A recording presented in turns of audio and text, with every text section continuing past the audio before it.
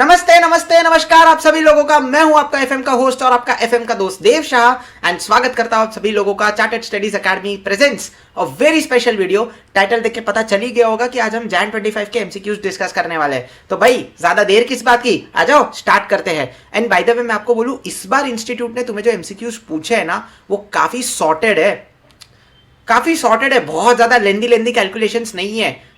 तुम मतलब मैं बोलूं इंस्टीट्यूट का शुक्रिया करो कि इस बार इंस्टीट्यूट ने पिछले अटेम्प्ट्स के कंपैरिजन में काफी सॉर्टेड एमसीक्यूज डाले।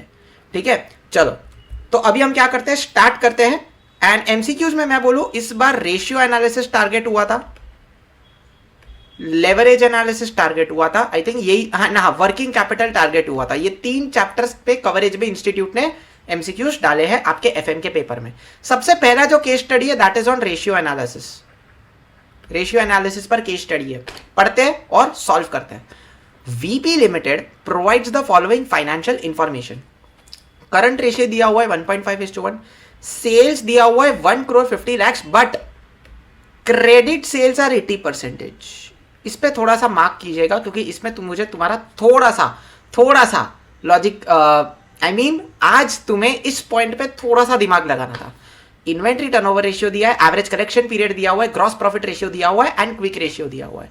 सबसे पहले एमसीक्यू पूछता है कि करंट एसेट और करंट लायबिलिटी कितना, बट मैं तुम्हें एक बात बोलूं, दूसरा एमसीक्यू पूछता है इन्वेंट्री और रिसीवेबल्स, और जब तक तुम दूसरा एमसीक्यू सॉल्व नहीं करते ना तुम्हें आज के पेपर में पहले एमसीक्यू का जवाब ही नहीं आता। ठीक है, तो हम इन्वेंट्री एंड रिसीवेबल सबसे पहले सॉर्ट करते हैं। आ जाओ बॉस, ये भी करवा दूंगा। अब इन्वेंट्री और रिसीवेबल्स की मैं बात करूं ना, my starting point will be inventory turnover ratio. कितना दिया हुआ है, 6 times is my inventory turnover ratio. और भाई साहब इतना जाड़ा अच्छा ये तो जूम इन है ना इसके लिए, हाँ 6 times is my inventory turnover ratio. हाँ, सेल्स कितनी है तुम देखोगे, सेल्स कितनी है, इट इज 150 लाख रुपीज, मतलब 1.5 करोड़ की तुम्हारी सेल है। But the point is inventory turnover ratio में न्यूमरेटर में क्या आएगा, the answer is cost of goods sold. जब तक क्वेश्चन एक्सप्रेसली ना बोले कि इन्वेंट्री टर्नओवर रेशियो सेल्स के हिसाब से लेना है, you will always take cost of goods sold in the numerator divided by average या तो क्लोजिंग इन्वेंट्री। जब तक क्वेश्चन ओपनिंग इन्वेंट्री या एवरेज इन्वेंट्री के बारे में कुछ इंफॉर्मेशन ना दे, डिनोमिनेटर में क्लोजिंग इन्वेंट्री रखना। तो this is how my inventory turnover ratio was to be calculated in today's paper, cost of goods sold upon closing inventory. लेकिन सर हमें सेल्स दिया हुआ है, कॉस्ट ऑफ गुड्स सोल्ड कैसे निकाले, ये दिया हुआ है ना ग्रॉस प्रॉफिट रेशियो। तो सेल्स अगर 100% है, जिसमें से मैं बोलता हूँ 20% जीपी है, तो 80% सीओजीएस है, तो 1.5 करोड़ का 80% निकालोगे तो 1 करोड़ 20 लाख तुम्हारा कॉस्ट ऑफ गुड्स सोल्ड आ जाएगा।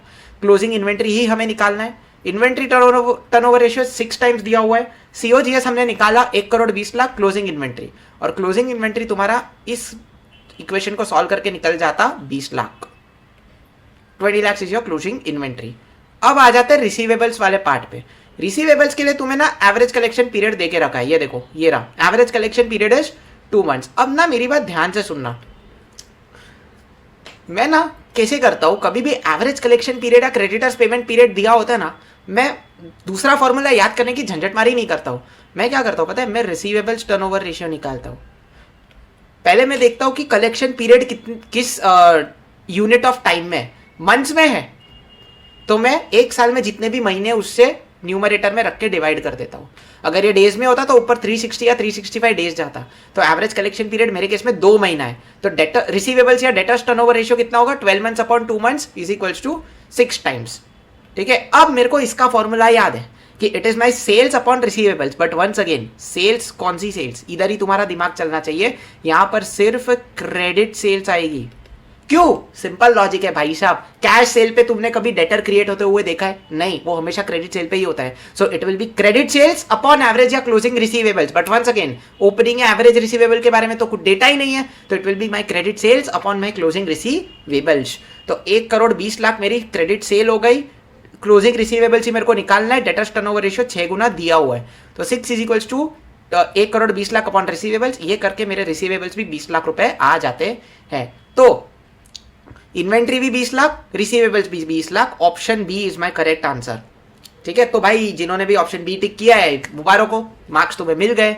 अब आ जाते हैं अपन current asset and current liabilities के लिए।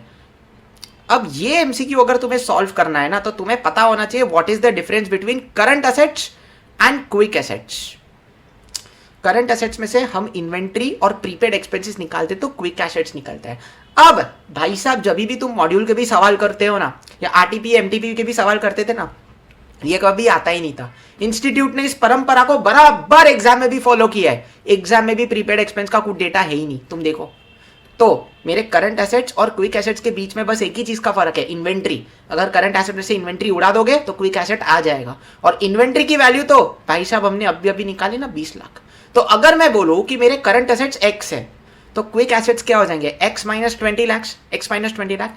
अब क्विक रेशियो यूज करो। क्विक रेशियो क्या बोलता है, it is 1:1। And what is my quick ratio, quick asset upon current liabilities. तो 1/1 is equals to quick assets upon current liabilities. तो कहना से जो मेरी क्विक एसेट्स है मतलब कि my quick assets is equals to my current liabilities. नहीं समझा, ऐसे लिखो 1/1 is equals to quick asset upon current liabilities. तो इससे ये इक्वेशन बन गया, ठीक है। तो मैंने क्विक एसेट्स को क्या अज्यूम किया था, एक्स माइनस 20 लाख। बस वही करंट लाइबिलिटीज को भी अज्यूम कर लेना कि मेरा करंट लाइबिलिटी भी कितना आ जाएगा, X minus 20 lakh is going to be my current liabilities. तुम लोग को दिख रहा है ना भाई। हाँ अच्छा, ये साइड ट्रैक हो गया ना, चलो तो इधर रखते हैं। यस, अब मैं यूज करूंगा करंट रेशियो। करंट रेशियो क्या बोलते हैं, 1.5। करंट रेशियो क्या होता है, current asset upon current liabilities. Current assets को मैंने एक्स माना था, करंट लाइबिलिटीज को मैंने क्विक एसेट्स के ही इक्विवेलेंट निकाला था, that is X minus 20 lakh. ठीक है, current liabilities equals to quick asset is equals to X minus 20 lakh. ऊपर करंट एसेट जो एक्स अज्यूम किया था इज इक्वल्स टू 1.5 जो मेरा करंट रेशियो है। इसी इक्वेशन को अगर मैं सॉल्व करता हूं तो करंट एसेट 60 लाख निकल के आ जाता है। और current assets minus 20 lakh, X minus 20 lakh is my current liabilities. तो 60 लाख में से 20 लाख गया तो करंट लाइबिलिटी आ गई 40 लाख। तो 60 lakh and 40 lakh is my current asset and current liabilities. किधर गया, option C is my correct answer. 60 lakh is current assets, 40 lakh is current liabilities. तो अगर ये जवाब आए तो भाई अपने लिए तालियां बजा दो। चलो, तो ये था तुम्हारा रेशियो एनालिसिस पर बेस्ड एक छोटा सा केस स्टडी। कितने नंबर का था ये, अच्छा यहाँ पे दिख ही नहीं रहा है कितने मार्क्स का है। मुझे कमेंट्स में बता देना यार कि कितने मार्क्स का है, क्योंकि यहाँ पे दिख नहीं रहे। चलो ठीक है, आगे बढ़ते हैं। अब ना वर्किंग कैपिटल पे एक छोटा सा बेसिक सा और बहुत ही लॉजिकल सा सवाल था। तुम्हें अगर थोड़ा सा भी कंफ्यूजन हुआ होगा ना तो शायद इधर हो सकते हैं, बहुत रेयर चांस है कि तुम यहां पे गलत जवाब देकर आओगे। तो देखो क्या है ना कि करंट एसेट्स, वर्किंग कैपिटल का स्टेटमेंट याद रखना था इसमें सिर्फ कि करंट एसेट्स निकलते हैं माइनस मेरी करंट लाइबिलिटीज हो जाती है, तो एक फिगर आता है वर्किंग कैपिटल। बट यही मेरा वर्किंग कैपिटल रिक्वायरमेंट है नहीं, इस पे ना मुझे मार्जिन ऐड करना पड़ता है कि मैं ये तो मेरी मिनिमम रिक्वायरमेंट है बट मैं इसके ऊपर कुछ परसेंटेज ऑफ फंड्स रखना चाहता हूँ। तो अब मेरी फाइनली वर्किंग कैपिटल रिक्वायरमेंट आ जाएगी। बस यही वो मार्जिन का अमाउंट है। बोलते जितना भी वर्किंग कैपिटल आता है उसका 20% मार्जिन रख लेना तो मेरा वर्किंग कैपिटल रिक्वायरमेंट निकल के आ जाएगा। तो बाकी एकदम सिंपल है। करंट एसेट मेरे को 1 करोड़ के दिए हुए है, इधर आ जाओ। करंट एसेट मुझे कितने दिए हुए हैं, 1 करोड़ के। करंट लाइबिलिटीज मेरी 50 लाख की यहाँ पर दी हुई है, तो मेरी जो वर्किंग कैपिटल है वो 50 लाख आ जाती है। अब इसी का 20% मुझे मार्जिन रखना है तो 10 लाख है, तो my requirement of working capital is 60 lakh. खत्म हो गया। Option A should be the right answer. तालियां बजा दो भाई, ऑप्शन ए किया तो 1 नंबर तुम्हें मिल गया। अब case scenario number 2, this is based on the concept of leverage. ये लेवरेज के कॉन्सेप्ट पर बेस्ड है, ठीक है। Coral limited is an agri business, सब ज्ञान की बात दी हुई है। मेन कॉन्सेप्ट जो है यहां से स्टार्ट होता है। The existing capital structure of coral limited is as follows. Company के पास 10 लाख इक्विटी शेयर है, 10 रुपए की फेस वैल्यू के 1 करोड़ के, 15% डिबेंचर है, 30,000 क्वांटिटी है, 100 रुपया फेस वैल्यू है और 30 लाख टोटल वैल्यू है, ठीक है। यहां से the company requires additional funds amounting 100 lakh, मतलब 1 करोड़ का फंडिंग चाहिए कंपनी को अपने बिजनेस एक्सपेंशन प्लान के लिए। और कितने अच्छे लोग हैं, देखो तुम्हें कुछ निकालने भी नहीं बोला कि सेल्स इतना, वेरिएबल कॉस्ट इतना, सीधा बोल दिया था expected earnings before interest and taxes after this additional investment will be 76 lakh. सीधा ईबीआईटी कितने निकाल के दे दिया तुम लोग को, बहुत बढ़िया। और कॉर्पोरेट इनकम टैक्स रेट 30% बोलते हैं, ठीक है। The company has 2 alternatives for raising this additional fund. पहले ऑल्टरनेटिव में तुम देखोगे ना तो 30% इक्विटी शेयर से आ रहा है और बाकी का 70% 13% डेट से आ रहा है। दूसरे प्लान में 10% इक्विटी शेयर से आ रहा है, 50% डिबेंचर से आ रहा है और 40% प्रेफरेंस शेयर से आ रहा है। 50 + 40 90 + 10 100 एंड 70 + 30 100, बराबर। तो ये मेरा फंडिंग का स्प्लिट है। अब सबसे पहले ना ये वाला सम अपन सॉल्व करते हैं, आई मीन ये वाला एमसीक्यू सॉल्व करते हैं, वरना उसके अलावा तुम और कोई भी एमसीक्यू नहीं सॉल्व कर पाओगे क्योंकि यही सबसे बेसिक वाला है। आ जाओ, बोलते हैं what would be the earnings per share of the company in plan 1 and plan 2। मतलब कहना है सिंपल, ईबीआईटी से लेकर के ईपीएस तक का अगर मैं इनकम स्टेटमेंट बना दूं, इनकम स्टेटमेंट बना दूं तो मेरा ईपीएस 2 मिनट में निकल के आ जाएगा ना। तो आ जाओ बॉस, इनकम स्टेटमेंट बनाते हैं। मेरे को स्टार्टिंग पॉइंट पता है कि मेरा ईबीआईटी है, तो इधर आओ। यस, ईबीआईटी बोल ही दिया है 76 लाख से 76 लाख है। अब बोलते हैं इंटरेस्ट ऑन डेट। अब मेरी बात ध्यान से सुनना, दोनों ही कंपनीज के पास आई मीन दोनों ही प्लान्स में बिफोर फंडिंग कंपनी के पास ऑलरेडी 30 लाख का डेट था, तो उस पर 15% इंटरेस्ट तो अब भी देना पड़ेगा। तो एग्जिस्टिंग डेट में कंपनी के पास ऑलरेडी 4.5 लाख कैसे आया, ये 30 लाख मल्टीप्लाइड बाय 15% करोगे तो ये तो भरना ही पड़ेगा। साथ ही साथ अगर मैं नए प्लान में देखूं ना तो 1 करोड़ का 70% इन प्लान 1 डेट से आ रहा है। 1 करोड़ का 70% मतलब कहना है इसे 70 लाख। और ये कितना रेट ऑफ इंटरेस्ट कितना है, 13%। तो इस 70 लाख से जो मैंने नया डेट रेस किया उस पर भी 13% इंटरेस्ट लगेगा ना। अगर प्लान ए में गया तो उसका वैल्यू आता है 9,10,000। एंड प्लान बी में तुम देखोगे तो 50% डेट से रेज हो रहा है, मतलब 100 लाख का 50% मतलब 50 लाख। उस पर भी 13% इंटरेस्ट लगेगा तो 6.5 लाख। तो इन दोनों का टोटल करोगे तो प्लान ए में टोटल इंटरेस्ट लगेगा 13,60,000 एंड प्लान बी में लगेगा 11 लाख रुपीज। तो ये इंटरेस्ट कॉस्ट में यहाँ से माइनस कर देता हूँ, 13,60,000 एंड 11 लाख। तो ईबीआईटी में से इंटरेस्ट गया तो अर्निंग्स बिफोर टैक्स आता है 62,40,000 and 65 lakh. Tax expense next चीज माइनस होती है, ईबीटी माइनस टैक्स तो ईएटी। तो tax corporate tax rate question तुमको 30% लिख के देता है, तो सिंपल यार ईबीटी का 30% टैक्स रेट निकाल दो तो तुम्हारा टैक्स एक्सपेंस गया तो अर्निंग्स बिफोर टैक्स ये। अब जनरली तुम जो मॉड्यूल आरटीपी वगैरह में सवाल करते थे ना उसमें प्रेफरेंस डिविडेंड का जिक्र नहीं था। इंस्टीट्यूट ने बोला चलो अभी हम एग्जाम में पूछ लेते हैं, जो हम कहीं नहीं पूछते ना वो हम एग्जाम में पूछते हैं, आईसीआई का रूल है और इस रूल से हम सबको भुगतना पड़ता है हर साल। चलो इधर आ जाओ, jokes I mean serious jokes apart, but जो भी है। अब ना प्रेफरेंस शेयर्स की तुम बात करोगे तो इनका रेट देखो 7.15%, फेस वैल्यू है 10 रुपए की। और प्लान ए में तो बॉस प्रेफरेंस से रेज ही नहीं हो रहा है, 30% इक्विटी 70% डेट, बात खत्म, हमको प्रेफरेंस में जाना ही नहीं है। बट प्लान 2 में बोलते हैं कि 40% हम प्रेफरेंस शेयर से निकालेंगे। मतलब कितना हो गया, हाँ सॉरी यहां पर आ जाओ, कितना हो गया प्रेफरेंस है, इसको हटा दो ये रॉन्ग है। मैं बोलता हूं मेरे को 100 लाख का 40% प्रेफरेंस शेयर से निकालना है इंटू 7.15% चाहिए, बराबर। तो 100 लाख मतलब 1 करोड़ का 40% निकालोगे तो 40 लाख आता है, मल्टीप्लाइड बाय 7.15% करोगे तो 2,86,000 इसमें प्रेफरेंस डिविडेंड जो सिर्फ प्लान बी में आता है। ठीक है, तो प्रेफरेंस डिविडेंड यहाँ से माइनस, यहाँ से तो कुछ भी माइनस नहीं होगा, इसमें तो प्रेफरेंस शेयर्स ही नहीं है, इसमें प्रेफरेंस शेयर्स है। तो earnings available for equity share holders 4368 आ गया एंड 4264 आ गया। अब आ जाते हैं नंबर ऑफ शेयर्स पे। अब ये कैलकुलेशन ना यहां पर तुम लोग सिली मिस्टेक करके आ सकते हो, ठीक है। इवन दो अगर आप Jan 25 नहीं May 25 September 25 further coming attempts में हो तो ध्यान दे देना, इंस्टीट्यूट यहां पर ऐसे सिली मिस्टेक वाले पॉइंट डालती है। मैं बताता हूं कौन सा है, ये देखो। इंस्टीट्यूट बोलता है कि हमने 10 रुपए के शेयर्स इशू करेंगे at a premium of 15 rupees per share. बहुत सारे लोगों ने, मुझे ऐसा लग रहा है कि जल्दी जल्दी में ना टोटल जितना रेस करना था उसको डिवाइड बाय 15 करके नंबर ऑफ शेयर्स लेकर आए होंगे।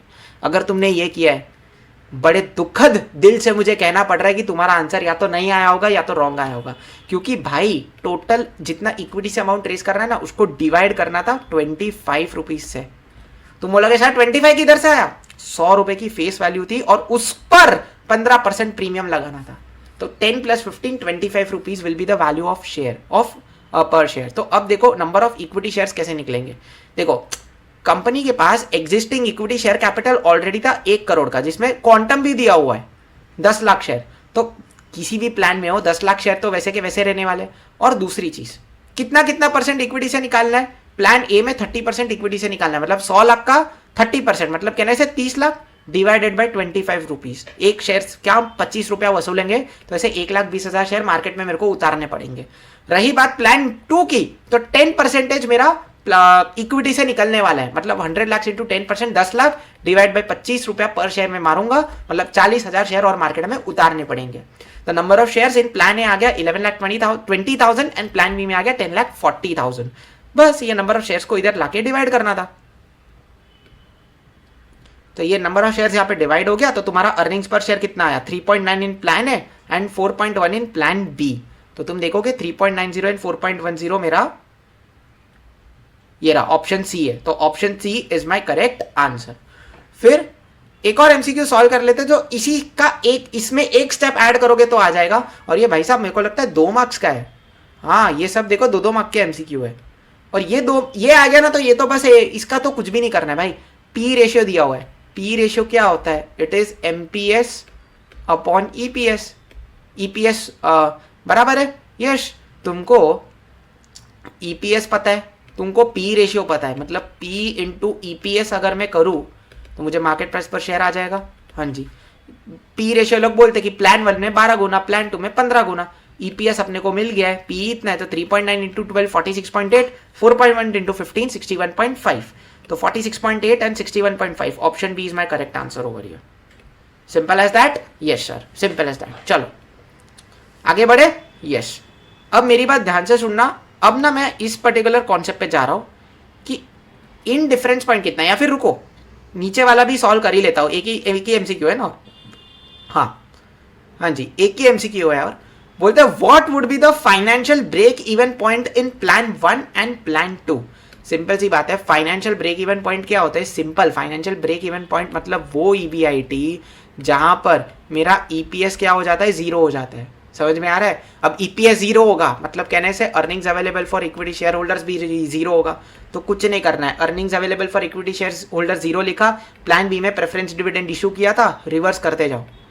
तो यहाँ पर अर्निंग्स आफ्टर टैक्स आया 2,86,000, यहाँ पे कुछ भी नहीं। अब ये तो 70% वैल्यू है, तो यहाँ पे टैक्स एक्सपेंस को अपन ऐड बैक करेंगे तो earnings after tax divide by 70% is earnings before tax. तो ये तो अभी भी 0 रहेगा। और 2,86,000 डिवाइड बाय 70% करोगे, it is 4,08,571। Interest on debt को ऐड बैक कर दोगे तो यहाँ पे आता है 13,60,000 and 15,08,571। Simple as that. What side, ठीक है, यस, बहुत ही बढ़िया। यहाँ पे देख लो एक बार। हाँ अब तुम्हें दिख रहा होगा, ठीक है, यस। तो अब देखोगे तो 13,60,000 and 15,08,571। Option D is my correct answer over here. बहुत ही बढ़िया। अब हम क्या करते हैं, आगे बढ़ते हैं। बस ये आखिरी के 2 एमसीक्यू बचे, फिर खत्म। अब पूछता है कि भाई साहब तुम्हारा in difference point between plan 1 and 2 क्या है। तो इन डिफरेंस पॉइंट तो भाई वो इक्वेशन वाला कॉन्सेप्ट है, वो लेवल ऑफ ईबीआईटी, मतलब वो लेवल ऑफ ईबीआईटी जहां पर क्या आएगा, सॉरी वो लेवल ऑफ ईपीएस या वो लेवल ऑफ ईबीआईटी जहां पर दोनों इक्वेट हो जाएंगे, बराबर। तो ये देखो, ये इक्वेशन मैंने यहां पे लिख लिया।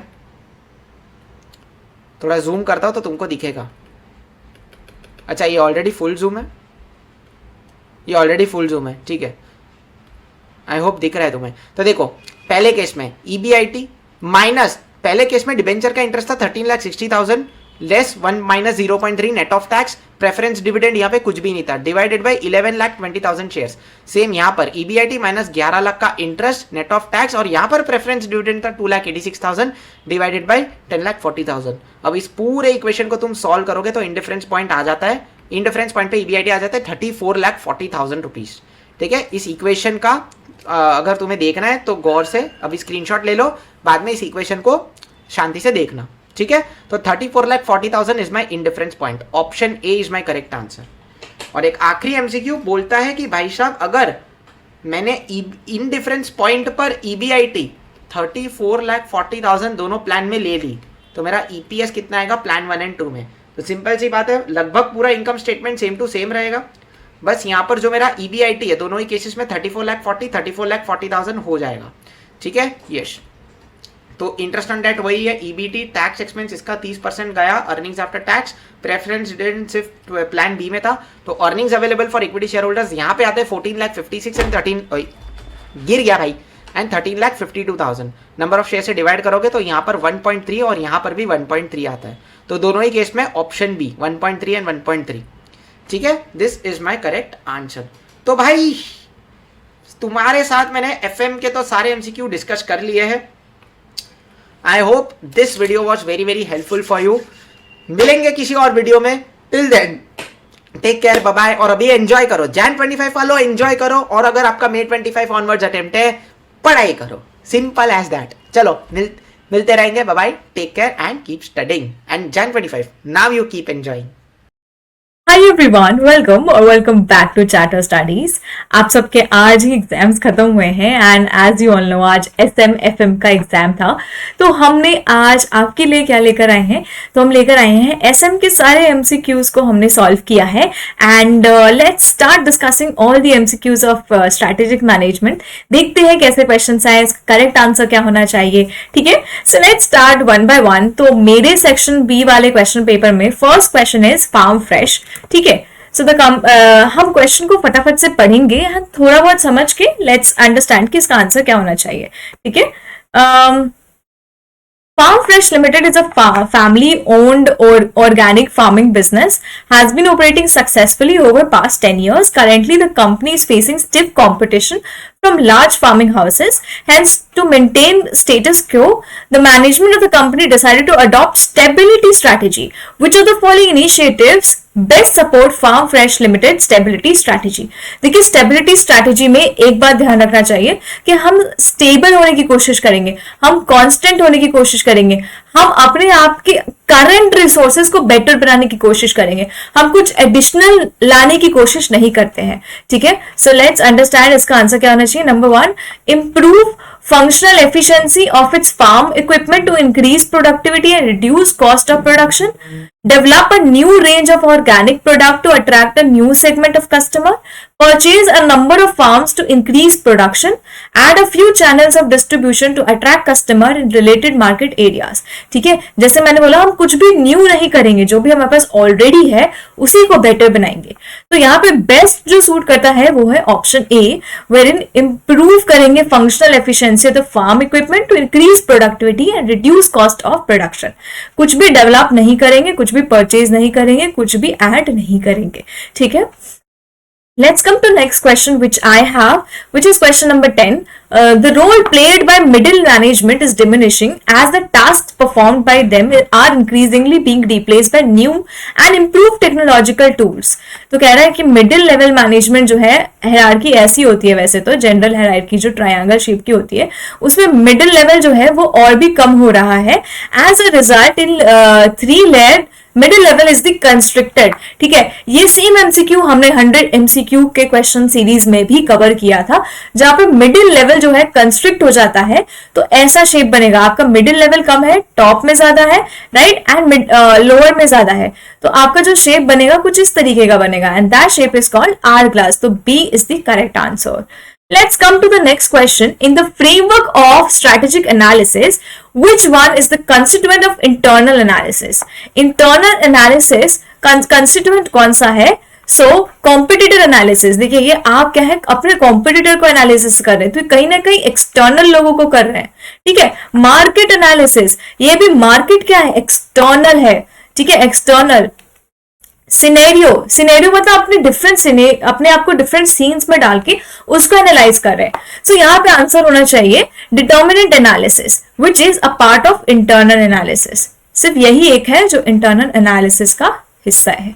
ठीक है, let's come to question number scenario, which is ये बहुत बड़ा एक सीन दिया हुआ है, सिनेरियो दिया है, केस स्टडी दिया है, एंड उसके बेस पे हमारे पास बहुत सारे क्वेश्चंस हैं टू कवर अप। ठीक है, फटाफट से इसको हम कवर करते हैं, and with this we will be able to complete the entire MCQs. ठीक है, Prime Neo Logistics (PNL) is engaged in transportation of goods in India. It has operational presence across the country since 2010.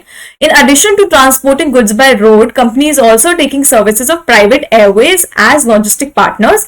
However, there is sharp decline in business through airways as sales and profit have declined steeply. ठीक है, company also wants to ascertain the market positions of rival companies having similar competitive approaches in the market with intent to identify the strongest and the weakest players। मतलब इसको company को अपना rival को analyse भी करना है, strongest और weakest players के बारे में भी पता करना है। Once the market position is ascertained, company would like to modify its strategy to adopt accordingly to the changing circumstances. Technology, means and ways of transporting goods are also changing. Company wants to utilize its resources and capabilities not only to compete and survive but to grow efficiently.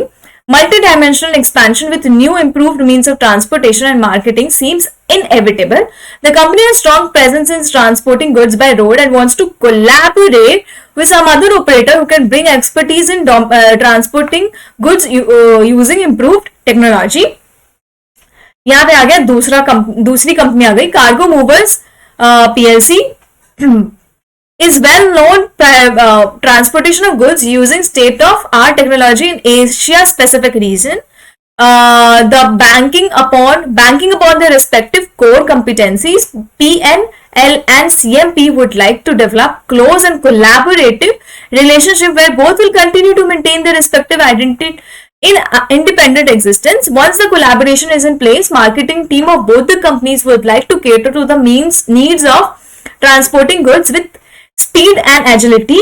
In line with the basic principles, the team will also focus on best run performance of the marketing system. In view of the same, team is planning to rope in various social media influencers to create a content and brand image with customer orientation. ठीक है, spreading a word about distinctive services to its present and prospective customers. ठीक है, ये पूरा हमने case study पढ़ा जो कि बहुत ही बड़ा था एंड उससे हम आगे के क्वेश्चंस को कवर करेंगे. Relationship being considered between PNL and CMP. ठीक है, तो इसके रिलेशनशिप के बारे में यहां दिया गया है कि इनका जो रिलेशनशिप होगा वो क्लोज होगा बट कोलैबोरेटिव होगा रिलेशनशिप. ठीक है, बट उसके साथ साथ दोनों इंडिपेंडेंट एग्जिस्टेंस में रहेंगे. ठीक है, सो ये कहीं ना कहीं एक तरीके का कोलैबोरेशन है, अलायंस है. ठीक है, जहां पे कहीं पे मर्जर, देखिए मर्जर एक्विजिशन तो बिल्कुल ही नहीं हो रहा है, ऐसा नहीं हो रहा कि दूसरी वाली कंपनी मर जा रही है. ठीक है, वो एग्जिस्ट करेगी. हॉरिजॉन्टल इंटीग्रेशन भी कह सकते थे, बट क्योंकि दोनों इंडिपेंडेंटली अलग अलग चल रहे हैं तो बेस्ट ऑप्शन यहाँ पे होगा स्ट्रैटेजिक अलायंस. क्वेश्चन 12 का सी. Let's come to question number 13. Activity of marketing team will be called as augmented marketing, enlightenment marketing, differential marketing, synchro marketing. ठीक है, ये सेम क्वेश्चन मैंने लास्ट क्लास में जो एमसीक्यू की हमारी लास्ट सीरीज की क्लास हुई थी, देखिए ये पीडीएफ खुला हुआ है अभी तक. ठीक है, तो उसमें यही बताया था कि इनलाइटेंड मार्केट में क्या होता है, कस्टमर ओरिएंटेड मार्केटिंग होती है, इनोवेटिव होती है. ठीक है, यहाँ पे एक मिशन का सेंस होता है. तो अगर आप देखिए इन्होंने सेम वर्ड्स यहाँ पे यूज किए हैं, देखिए will the team customer orientation, spreading a word about distinctive services.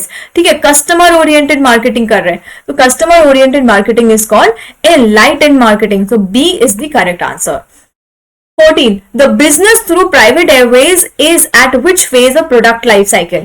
ठीक है, जो private airways के साथ इन्होंने पहले बिजनेस किया था, आप देखेंगे शुरू में प्राइवेट एयरवेज के साथ इन्होंने बिजनेस किया था, वो खुद ही कह रहा है कि it has decline sharply and ये शार्प डिक्लाइन आया है, तो it's in the decline stage. So answer for 14 is it's in the decline stage. Let's come to the next. Tool for identifying strongest and weakest competitor is known as strategic group mapping. ठीक है, यहाँ पे group में map किया जाता है strongest and weakest. तो इस तरीके से हम यहाँ पे दो चीजों में आइडेंटिफाई कर सकते हैं अपने कॉम्पिटिटर को. And last question, the strategy being followed by PNL. ठीक है, पीएनएल कौन सी स्ट्रैटेजी फॉलो कर रही है, प्रोएक्टिव, अडैप्टिव, रिएक्टिव या blend of proactive and reactive. To be honest PNL जो है वो प्रोएक्टिव हो रही है, वो आगे का सोच रही है, वो आगे की चीजें कर रही है, वो अपने मार्केटिंग को चेंज कर रही है, अपने कोलैबोरेशन को चेंज कर रही है. सो बहुत चांसेस है इसका आंसर ए होना चाहिए, प्रोएक्टिव स्ट्रैटेजी. बट हम कई बार आईसीए के मटेरियल में ये देखे हैं कि जहां पे भी प्रोएक्टिव स्ट्रैटेजी यूज होता है वहां पे कहीं ना कहीं रिएक्टिव स्ट्रैटेजी यूज होता ही है. So your strategy is always partially proactive and partially reactive. तो हमारा डी आंसर भी सही होना चाहिए. ठीक है, सो ए और डी दोनों ही सही है एंड क्योंकि डी ज्यादा बेटर ऑल्टरनेटिव है तो मेरे हिसाब से डी होना चाहिए इसका करेक्ट आंसर. आप देखेंगे आईसीए का मॉड्यूल उठाएंगे चैप्टर नंबर 1, उसमें क्लियरली बोल्ड हाईलाइट में लिखा है strategy is always proactive and partly reactive, is always partly proactive and partly reactive. This is the exact statement ICA के जो मटेरियल में है. ठीक है, सो यहाँ पे यू कैन, आई थिंक दोनों में से better alternative would be blend of proactive and reactive strategy. So D would be the right answer. With this we have completed the entire MCQ and हमने काफी क्विकली सारे questions cover कर लिए. All the best everyone. आप result की tension मत करिए, थोड़ा फन करिए, थोड़े मजे करिए. जो भी ग्रुप आपका बच्चा है उसके लिए तैयारी करना शुरू कर दीजिए. Bye bye.